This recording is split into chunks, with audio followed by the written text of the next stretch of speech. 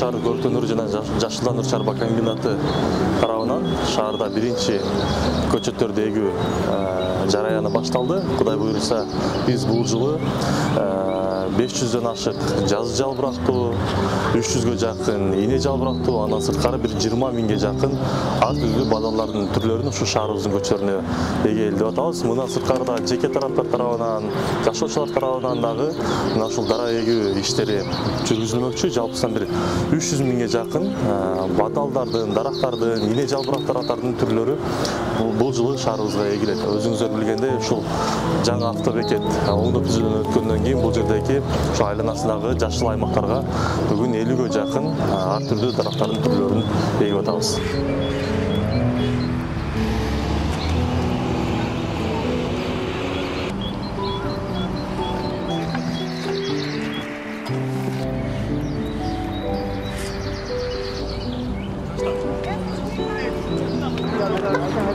Gracias.